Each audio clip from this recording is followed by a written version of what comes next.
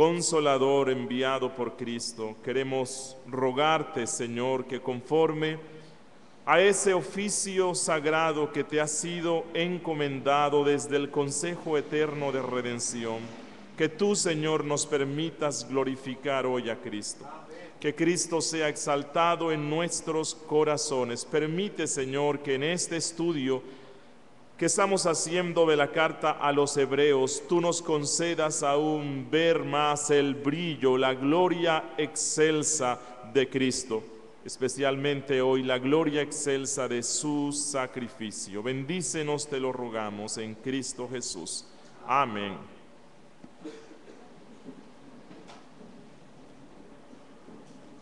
Vamos a continuar hoy con el estudio de la carta a los hebreos. Ya estamos finalizándola. Y hoy vamos a estar meditando en el capítulo 13, en los versos 11 y 12. Capítulo 13, en los versos 11 y 12. Que es una continuación, obviamente, de lo que ya hemos estado estudiando del tema general que va desde el verso 9. Así que vamos a hacer la lectura desde el verso 9. El Espíritu Santo nos dice aquí: no os dejéis llevar de doctrinas diversas y extrañas, porque buena cosa es afirmar el corazón con la gracia. No con viandas. Recordemos, cuando dice viandas, se está refiriendo a todas las distinciones ceremoniales de la ley. No con viandas que nunca aprovecharon a los que se han ocupado de ellas. Tenemos un altar del cual no tienen derecho de comer los que sirven en el tabernáculo, porque los cuerpos de aquellos animales cuya sangre, a causa del pecado, es introducida en el santuario por el sumo sacerdote, son quemados fuera del campamento. Por lo cual, también Jesús, para santificar al pueblo mediante su propia sangre, padeció fuera de la puerta. Así que hoy vamos a estar viendo el tema Cristo, nuestra ofrenda por el pecado. Cristo, nuestra ofrenda por el pecado. Realmente aquí lo que el autor está haciendo es darnos una ilustración o confirmar lo que ya él dijo en los versos 9 y en los versos 10. Recordamos que en el estudio pasado el autor nos dijo que Jesús es el altar de su pueblo. Estuvimos viendo que Jesús es el antitipo o cumplimiento de todos los altares típicos del Antiguo Testamento. De manera especial, estuvimos viendo que Jesús es el cumplimiento de ese tipo o de esa sombra que nos era tipificada por el altar de bronce en el tabernáculo. Así que el autor nos mostró que Jesús no solamente es nuestro sacrificio por el perdón de nuestros pecados, sino que así como el sumo sacerdote, así como el oferente, así como los amigos del que iba a hacer el sacrificio podía comer parte del sacrificio, el autor ha insistido en mostrarnos que Jesús no solamente es el sacrificio por el perdón de nuestros pecados, sino que Él es el sustento de su pueblo, que Él es la comida para su pueblo. Y luego el autor nos dijo en el verso 10,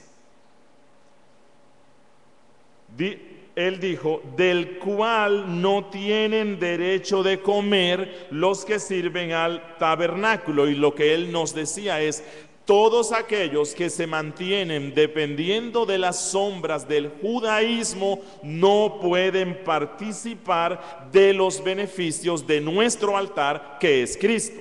Que todo aquel que se aferre a las ceremonias y a la confianza de los ritos que la ley da, no tienen derecho de comer de nuestro altar, que es Cristo. Recordemos un poco el contexto de la iglesia a la cual se escribe la carta. Lo hemos dicho muchas veces y, como decía el pastor hoy, no me es molesto recordarles las mismas cosas. Los creyentes hebreos estaban siendo presionados para que abandonaran a Cristo, para que abandonaran el cristianismo y regresaran a la religión de sus padres, que por cierto había sido instituida por Dios a través de Moisés.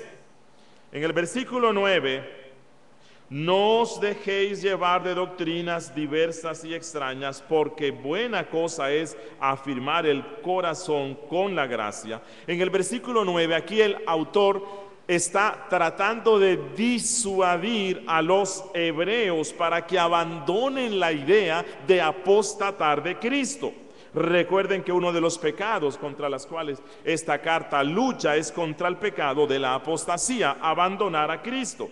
Así que aquí en el versículo 9, él dio varios argumentos para disuadirlos de que no abandonaran a Cristo.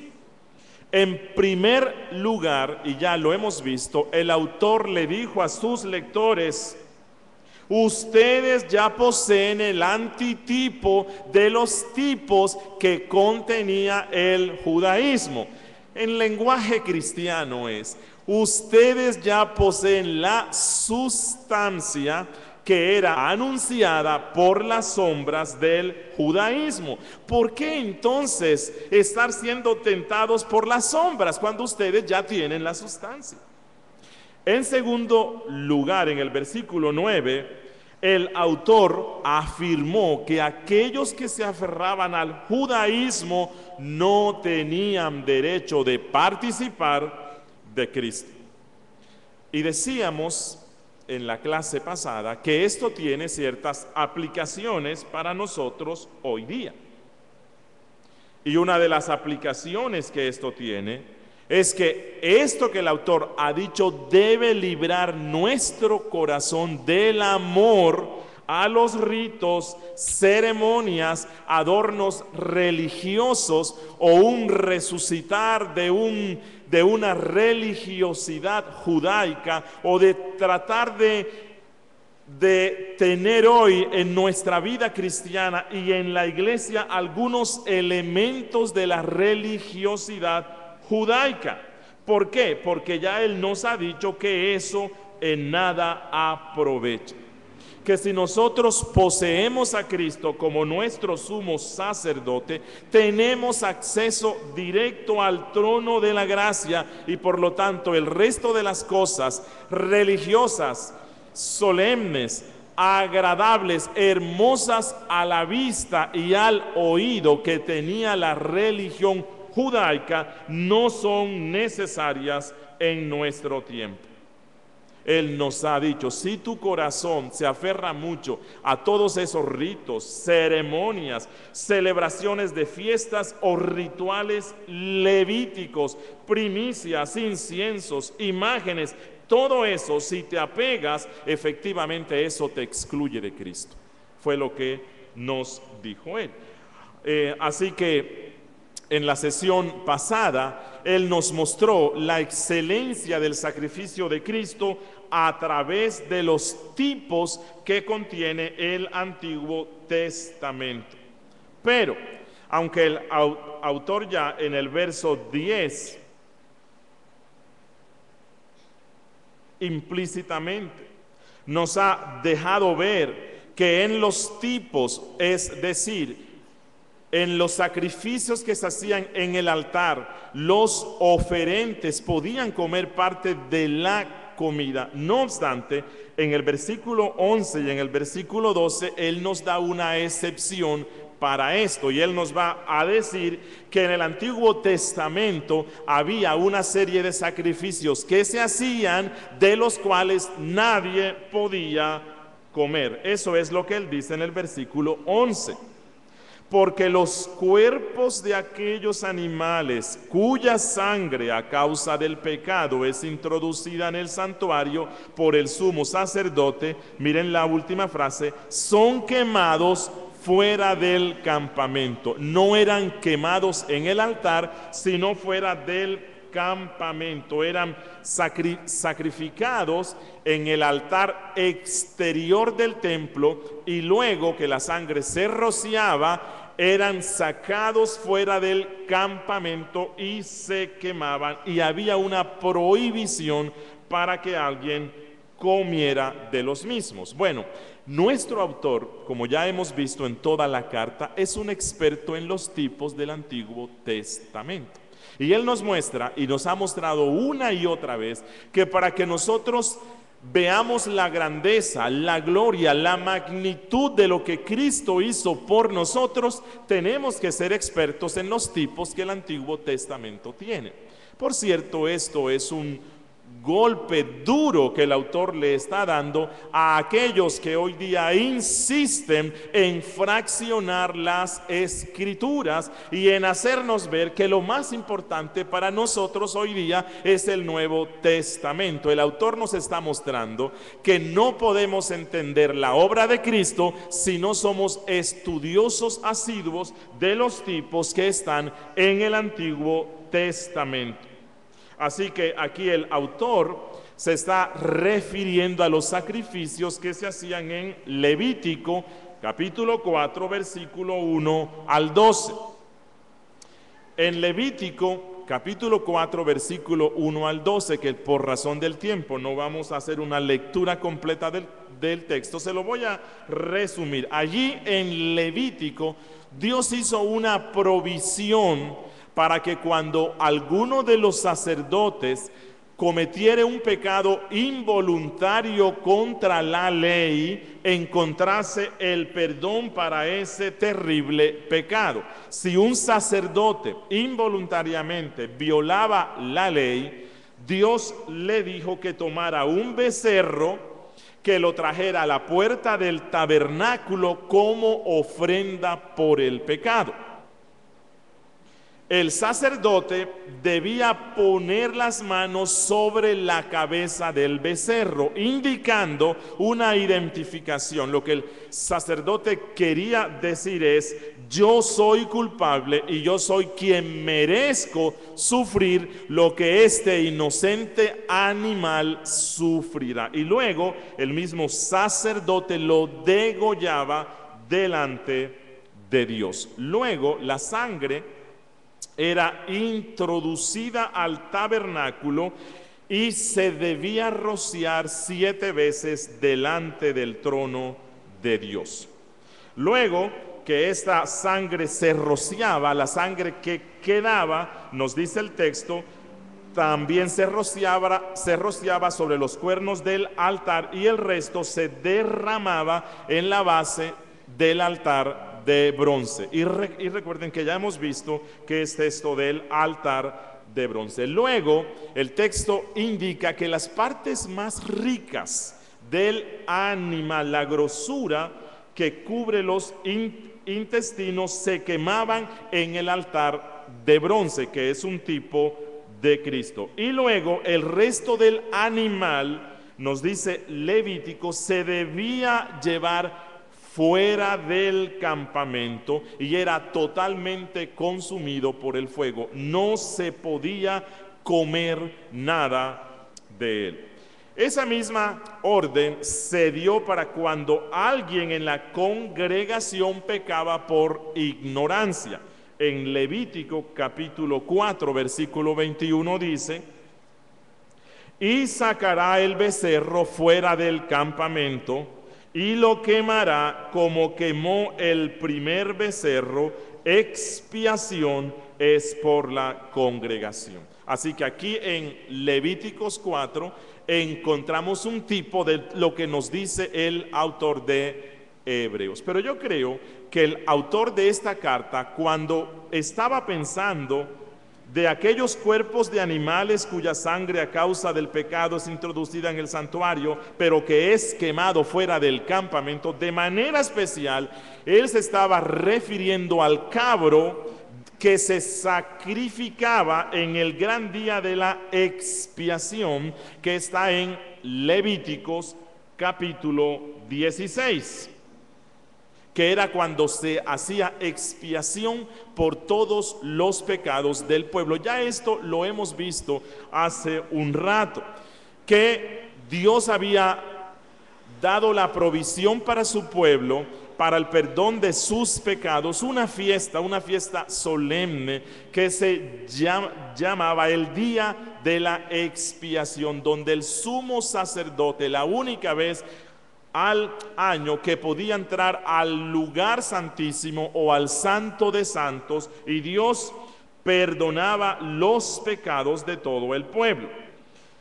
En esa fiesta también se sacrificaba un cabro, y nos dice Levítico 16, versículo 14: tomará luego la sangre del becerro que se sacrificaba por el pecado del pueblo, el sumo sacerdote, dice, y la rociará con su dedo hacia el propiciatorio, al lado oriental, hacia el propiciatorio, esparcirá con su dedo 7 veces de aquella sangre.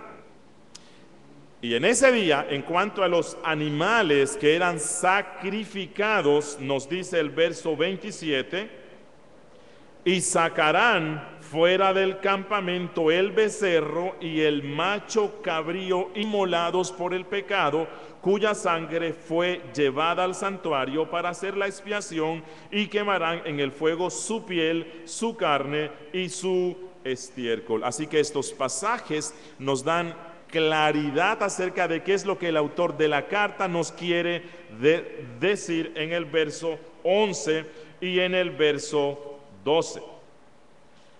La pregunta que nos debemos hacer aquí es, bueno, ¿dónde está la relevancia de esta alusión a este pasaje de Levíticos para el tema que el autor ha estado desarrollando en la carta? ¿Cuál es el objetivo especial del autor de la carta para referirse a las ofrendas por el pecado? Recuerden que ya en el verso anterior él se refirió a otras ofrendas que se sacrificaban en el altar, de la cual podían comer muchos.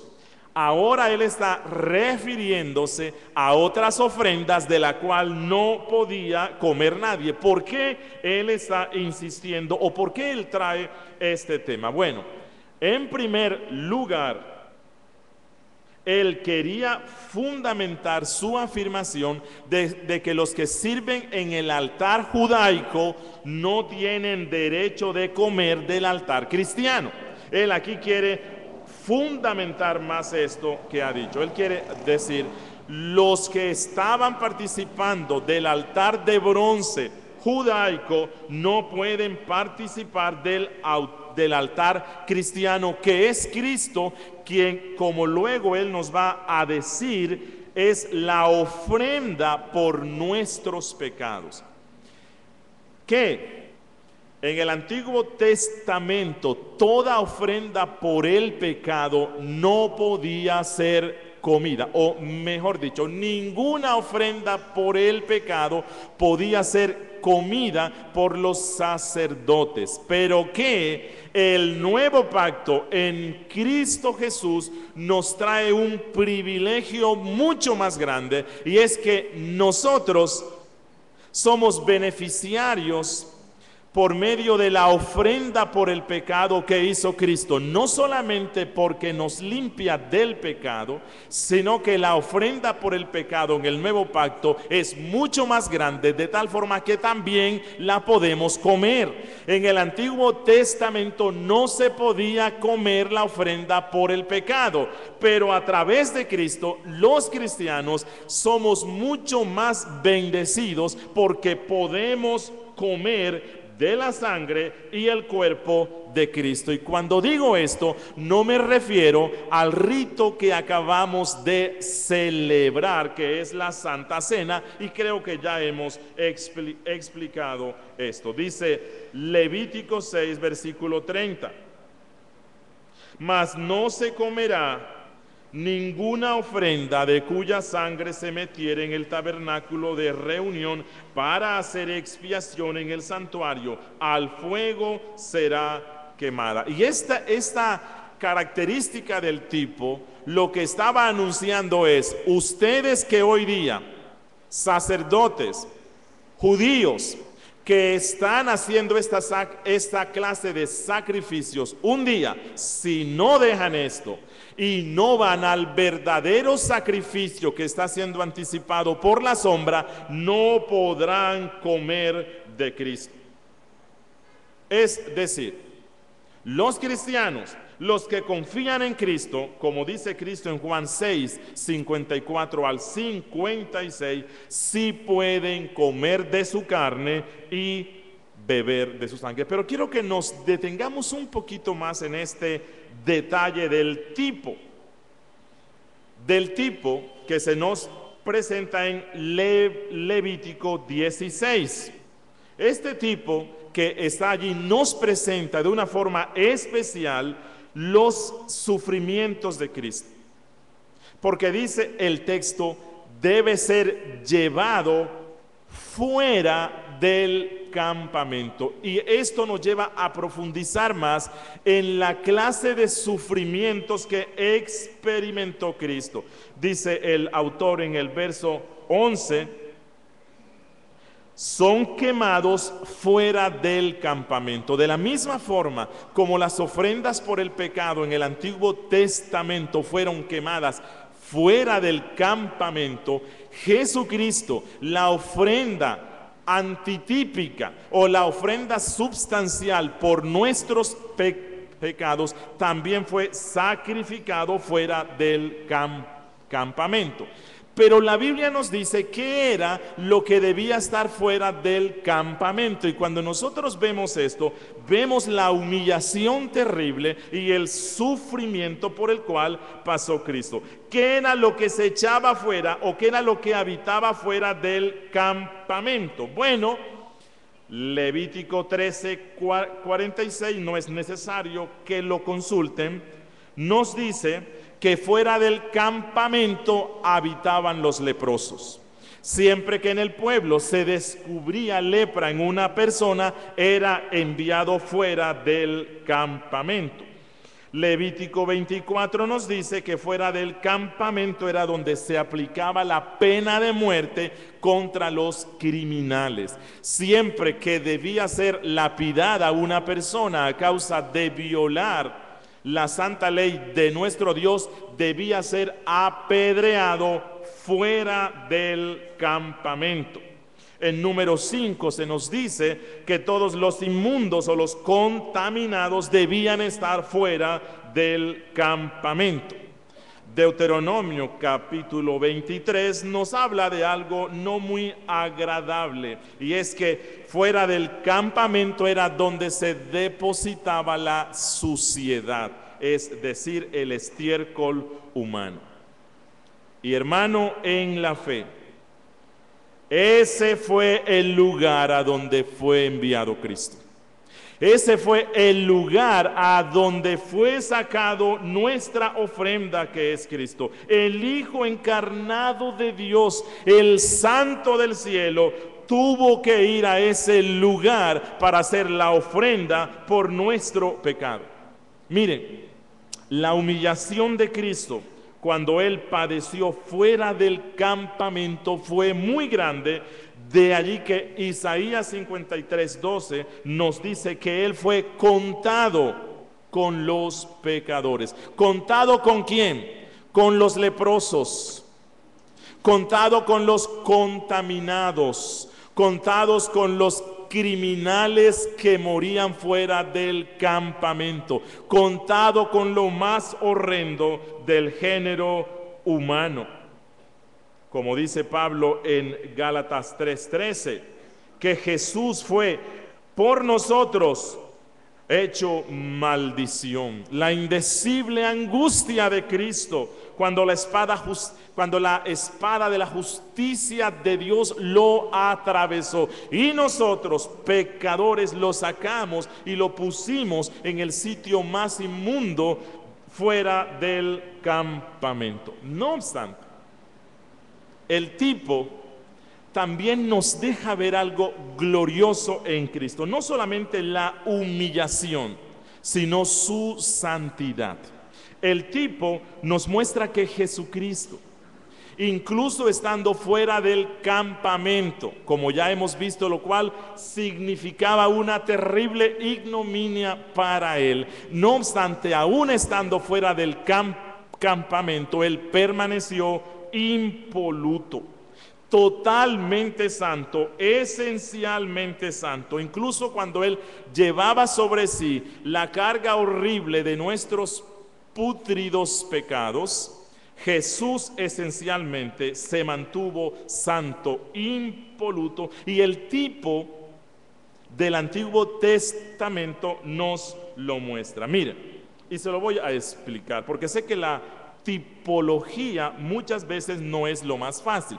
No porque sea compleja, sino porque a nosotros no nos gusta hacer esa clase de conexiones y eso. Nos gustan las cosas más sencillas y más fáciles. Pero si un cristiano quiere conocer y profundizar en el conocimiento de Cristo y de lo que Él hizo por nosotros, tenemos que empezar a ahondar en la tipología. Mire, en primer lugar, la sangre de la ofrenda del animal que era sacrificado, ¿a dónde se llevaba?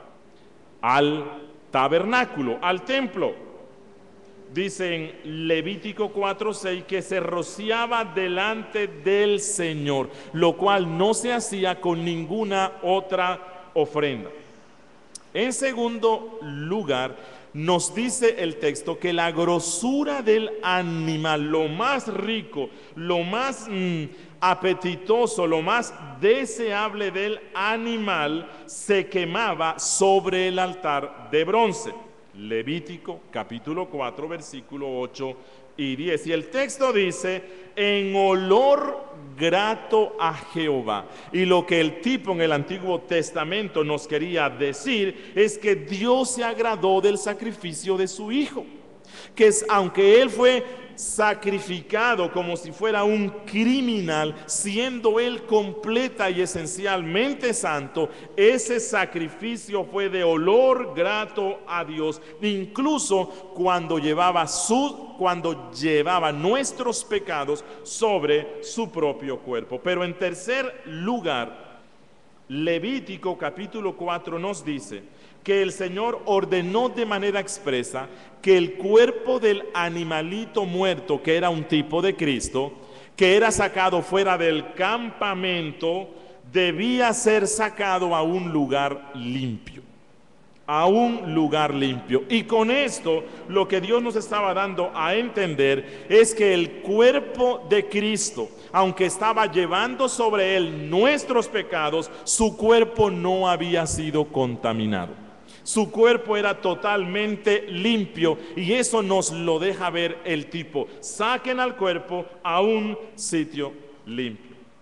Como dijo un puritano, Cristo fue tan puro, tan santo y tan precioso ante la vista de Dios, cuando gemía bajo su ira condenatoria en el madero maldito, así como cuando Él estaba en el seno del Padre antes de la creación de los mundos. Sí, en el mismo momento en que Él fue herido y hecho maldición por nosotros, ofreciéndose Él por nosotros como sacrificio y ofrenda a Dios, Él era puro y un olor fragante al Padre.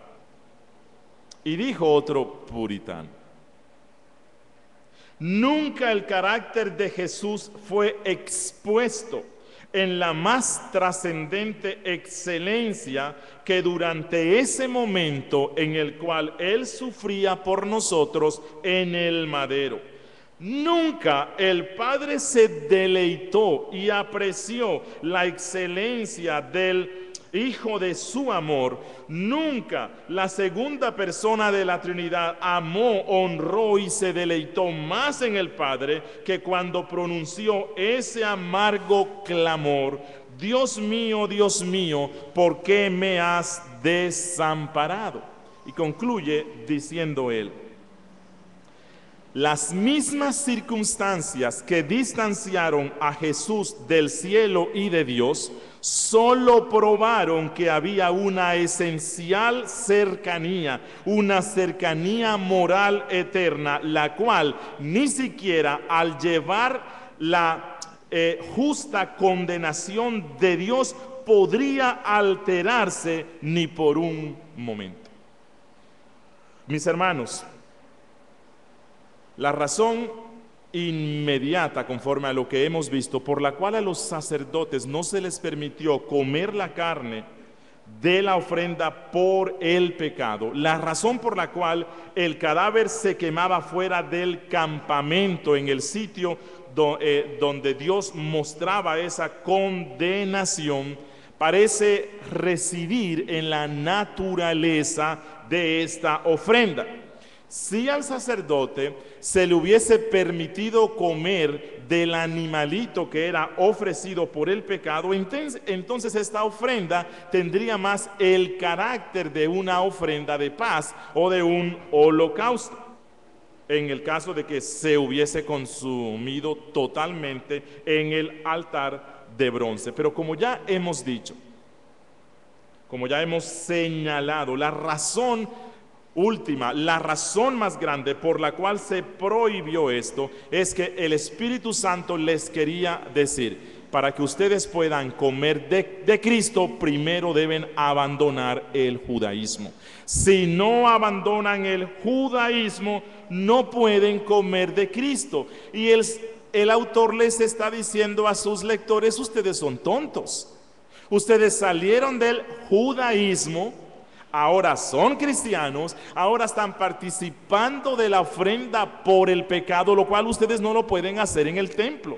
Cuando ustedes van al templo y sacrifican el animal por el pecado, ustedes no lo pueden comer, hay una prohibición. Pero ahora la excelencia, la superioridad del cristianismo es tal que nos permite alimentarnos del sacrificio por nuestros pecados, del verdadero Cordero de Dios.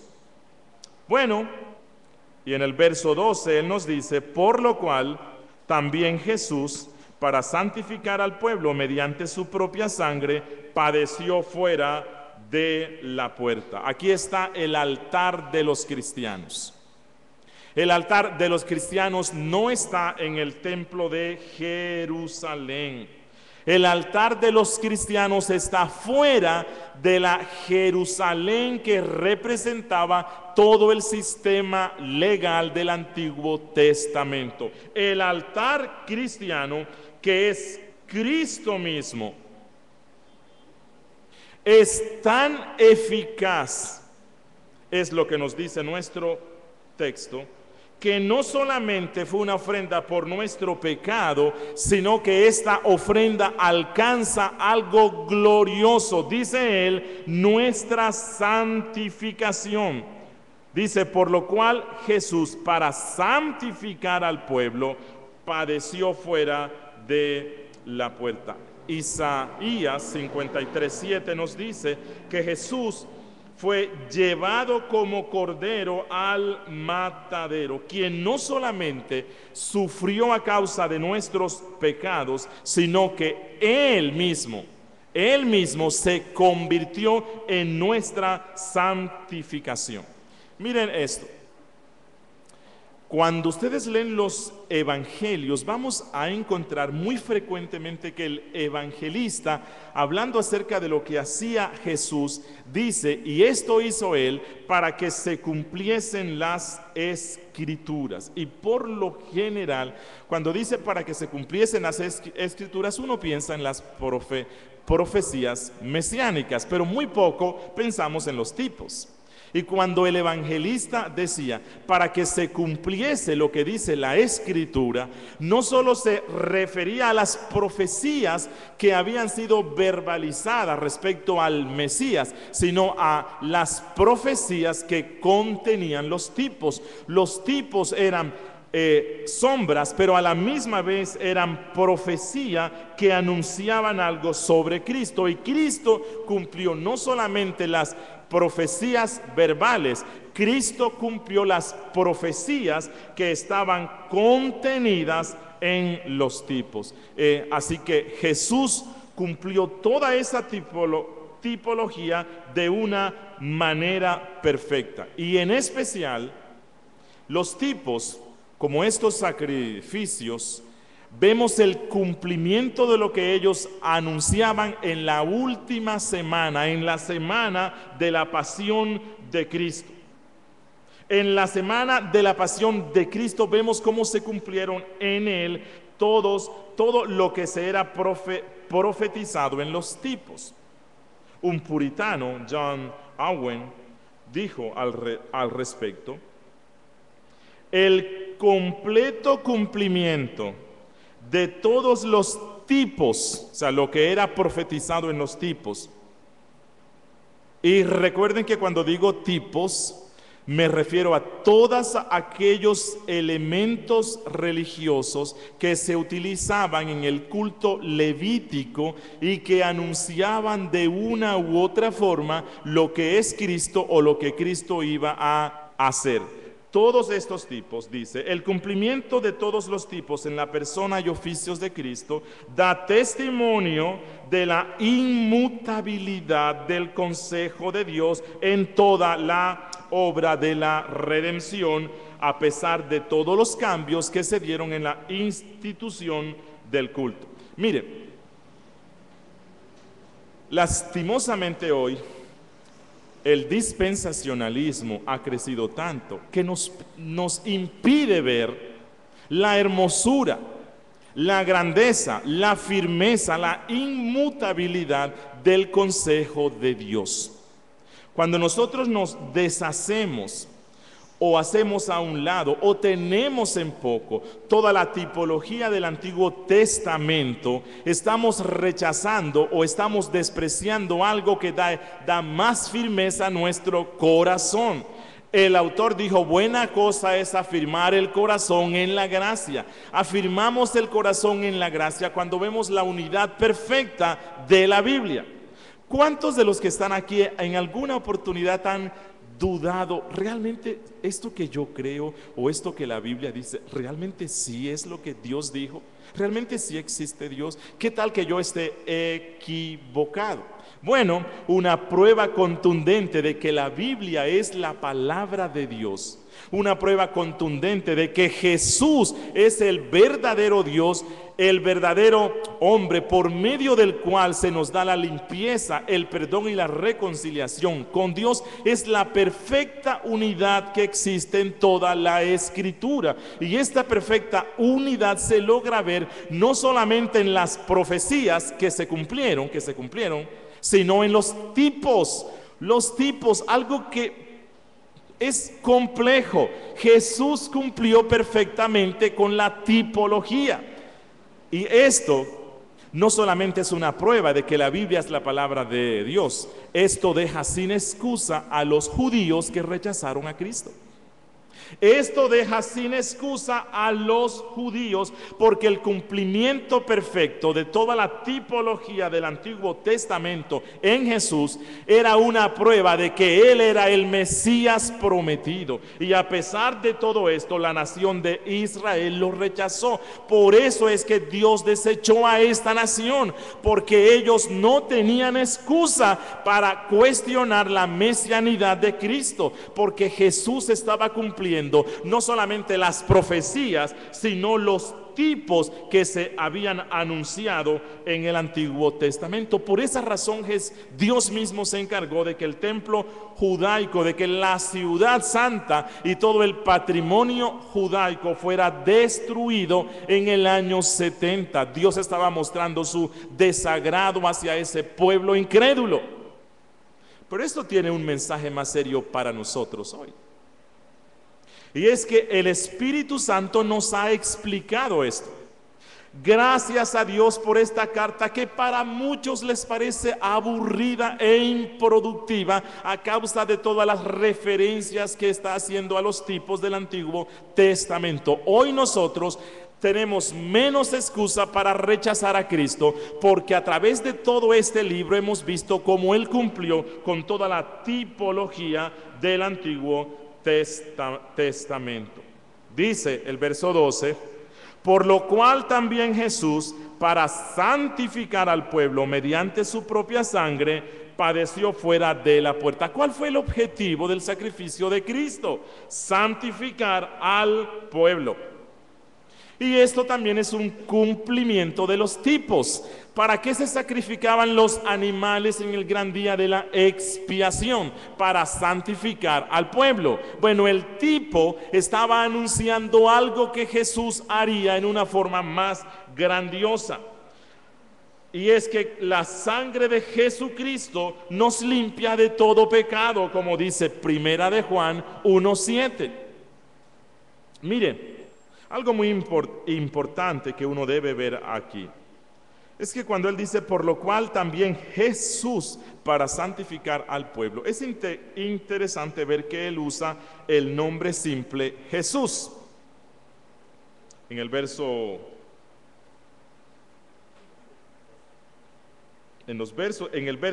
8 él usó el nombre compuesto Jesucristo, y luego lo volverá a usar en el resto de este capítulo, pero aquí él está usando simplemente el nombre Jesús. Usted dirá, ¿y qué importancia tiene eso? Bueno, eso tiene mucha importancia. Los diferentes nombres que se utilizan en la Biblia para referirse a Cristo o a Dios no son usados por azar. Los nombres que se usan en la Biblia para la segunda persona, para Cristo, no son usados en azar. No es simplemente porque el autor dice, mira, no quiero sonar redundante, así que ya dije Jesucristo, así que en el verso 12 voy a decir Jesús. No, el Espíritu Santo no hace así en su discurso. En el discurso del Espíritu Santo no hay nada accidental, y esto nos demuestra aún más la veracidad de la Biblia, que ella es la palabra de Dios. Las diversas denominaciones que se hacen de Cristo en los distintos pasajes de la Biblia tienen un propósito especial.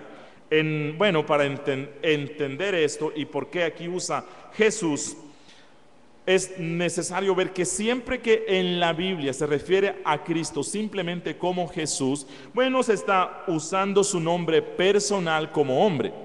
Su nombre personal como hombre, como en Mateo 1:21. Cuando en la Biblia se usa solamente el nombre Cristo, ese es su título oficial, como el ungido de Dios, como en Mateo 16:16. Jesús, su nombre personal como hombre. Cristo, su título oficial como el ungido de Dios. Cuando en la Biblia se dice el Señor Jesús, apunta a su estatus, a su autoridad exaltada.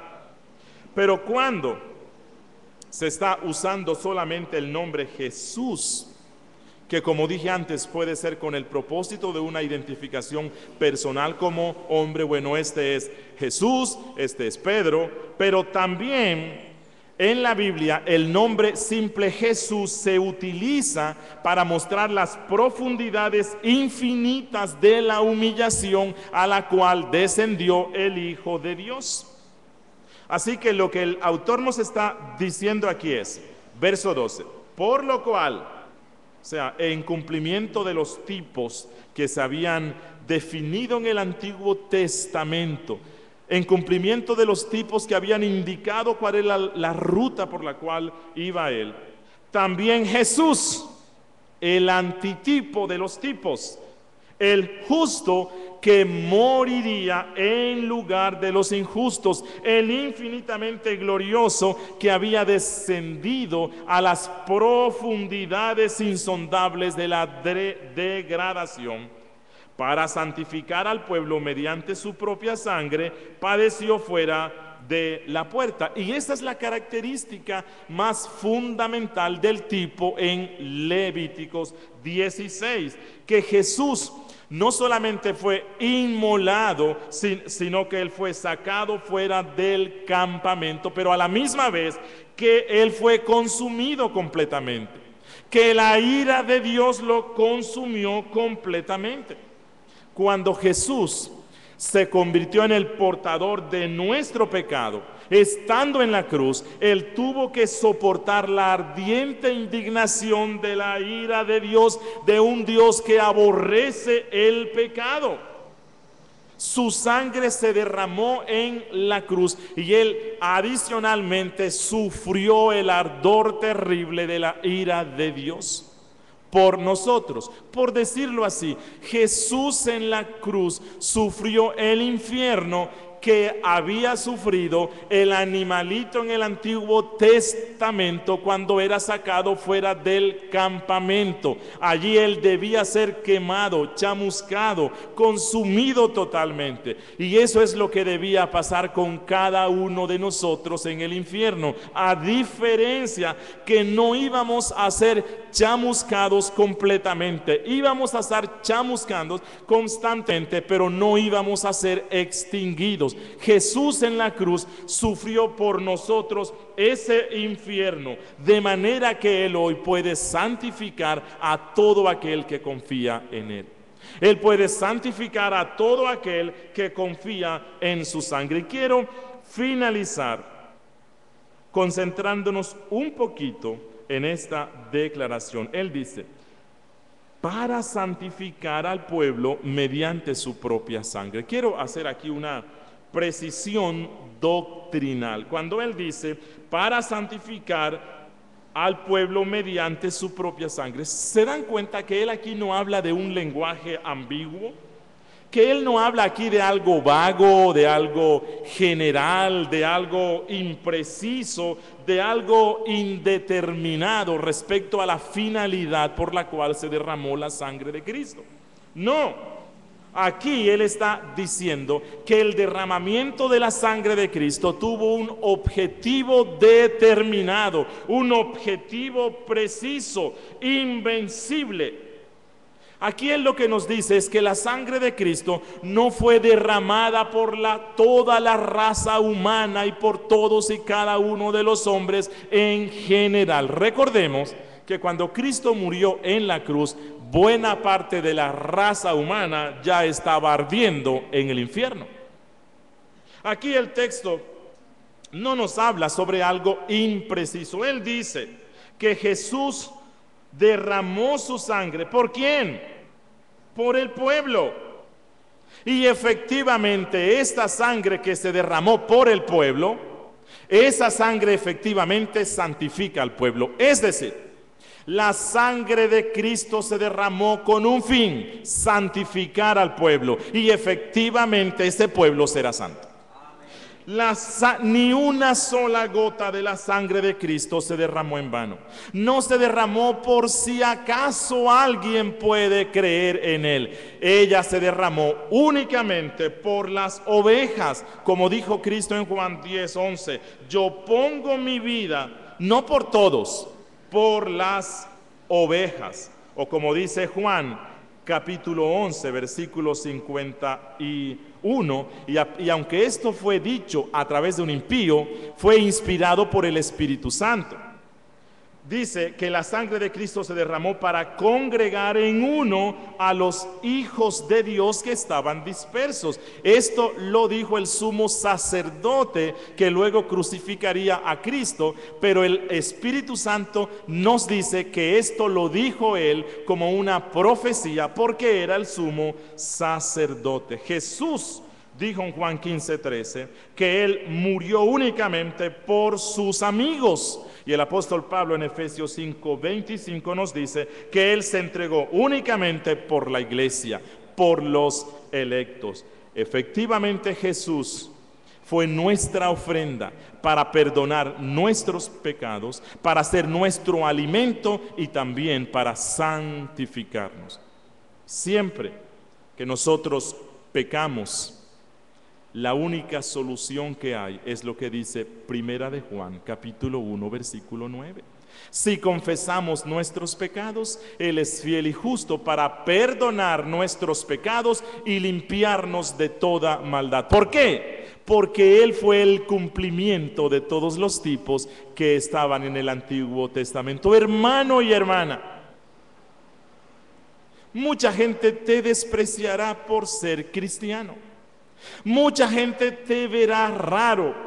Y muchas veces el mundo, el diablo, tu propia carne, tratará de hacerte sentir mal porque tú eres cristiano y no eres como el resto.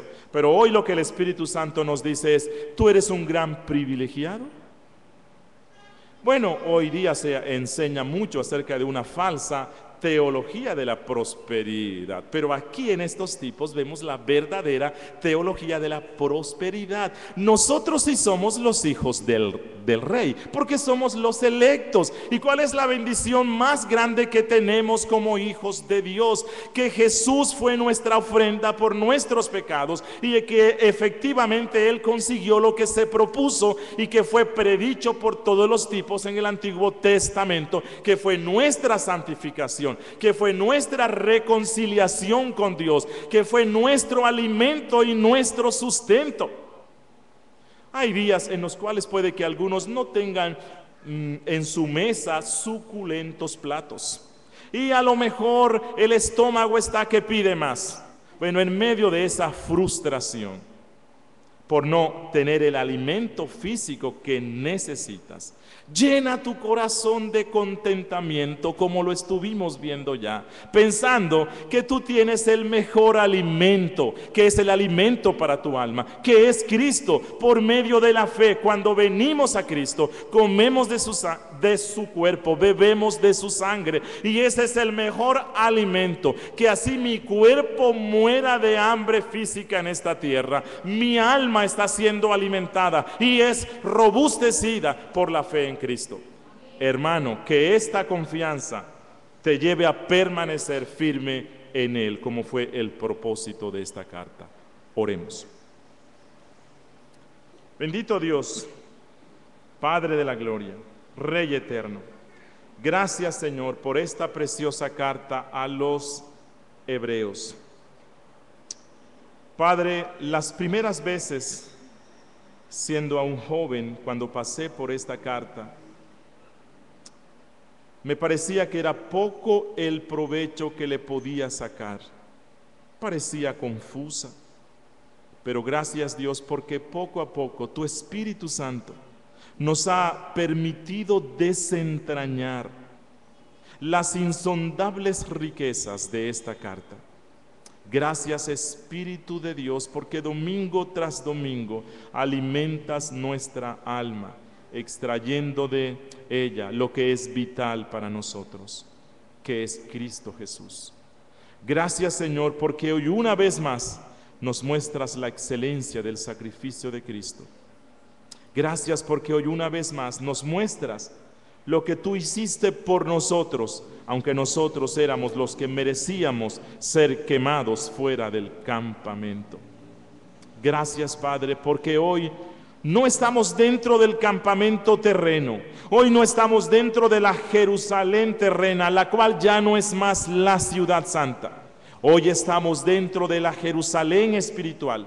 Hoy estamos dentro de la Jerusalén celestial, la cual es la verdadera ciudad santa, la santa del Rey de Sión.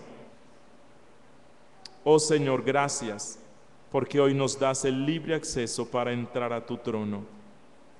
Gracias, Cristo, porque podemos acceder al Padre a través de tu cuerpo que abrió el velo para que llegásemos no solamente al altar de bronce, no solamente al lugar santo, sino para que llegásemos al santo de los santos, al lugar santísimo. Yo te ruego por aquellos amigos que están aquí hoy, que todavía no pueden comer de Cristo. Tal vez participarán en sus iglesias de la hostia o del pan, pero no pueden comer de ti porque no tienen fe real en ti, no te han visto como tu palabra nos lo muestra. Yo te ruego, Señor, que tú apliques la palabra expuesta y los conviertas y los traigas a Cristo. Gracias, Señor, en Cristo Jesús. Amén. ¿Preguntas? Bueno, antes de las preguntas, dice la hermana